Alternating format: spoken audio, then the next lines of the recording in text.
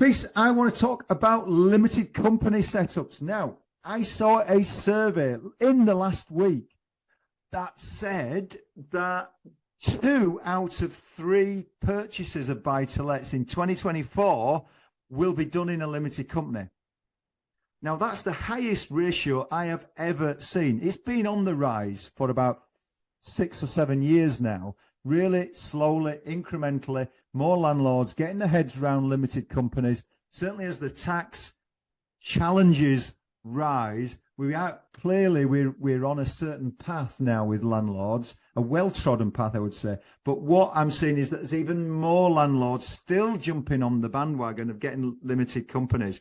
Probably late to the party, I would say. However, that rise is continuing. 2 out of 3 applications in 2024 in a limited company. So I thought it'd be really useful, really important to our watchers, for those who are thinking about getting into limited company for the first time, just about setting them up. Maybe they've set them up and they're just pausing them in the background because they've not actually bought anything just yet. Have you set it up correctly? Is it correct? Because here's the thing. In one ear, you've got your tax accountant advising you how to set your limited company up to get the most tax efficient setup. And I get that. That's why you're doing it. However, what is massively important is if that setup is too complex, lenders won't lend to you. So what's the point in having a tax efficient limited company that you can't use?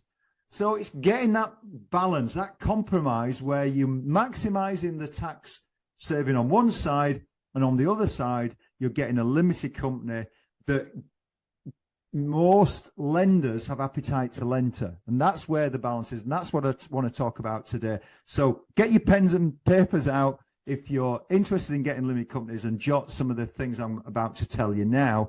And you can check to make sure your limited company is set up that way. Or if you're about to set it up, you know in more detail how to set it up. And of course, you can always chat to us afterwards. As I always say, look, there's a link at the end. It's not always about business for us right now. If we can help you today, hopefully that creates a little bit of a relationship and you'll think of us in the future. So if you want then to talk to us in more detail about limited companies and how it might affect lending for your circumstances, again, book some time in.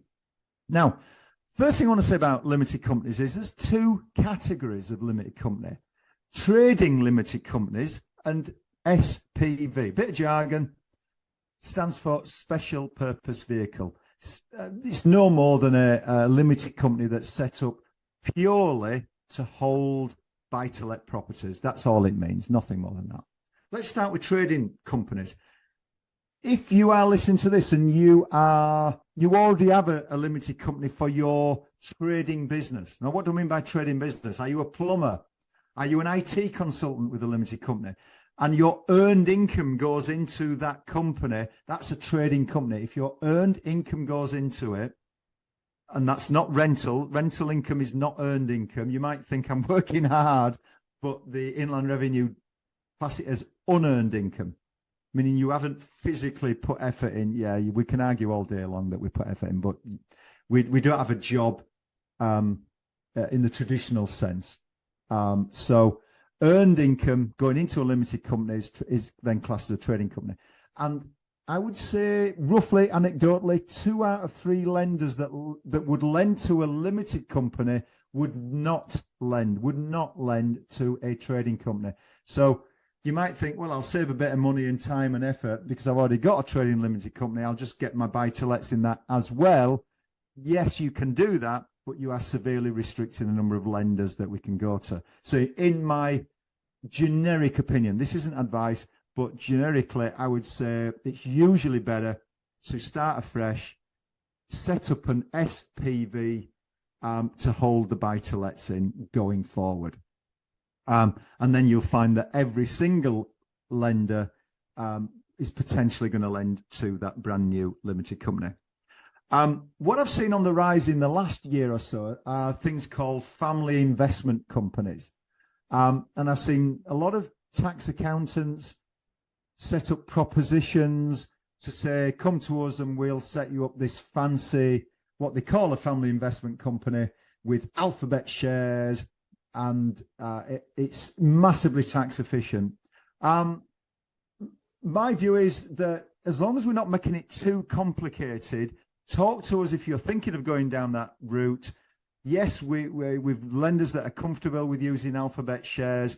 There might be a little bit of restriction, but within certain parameters, certain limitations you need to be aware of when you're setting up Alphabet shares and putting either kids on as part of the shareholding. Then there are certain things that you must know about. So if you're thinking of setting one of these up and you're talking to one of these specialist companies now, speak to your broker at the same time so you get that compromise. Because too many times I've got landlords coming to us, they've already set up the family investment company, and then you have to go back and amend them, and it's costing more time, more money, and delays things. So talk to us now if that's you, if you're thinking of doing that. Layered companies, again, it's around the complexity of the company. Subsidiaries with parent companies, that's what I'm talking about here. Again, the devil's in the detail. There's a reasonable number of lenders that are quite comfortable with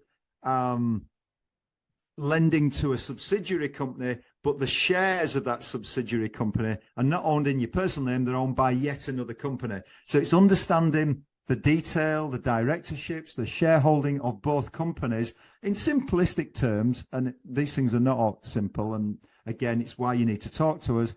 But if the shareholding, if the directors are mirrored across the two companies, then that's certainly what lenders are looking for. If the directors are quite different in the parent company to the subsidiary, that's where you're going to have more issues and restrictions and appetite to lend.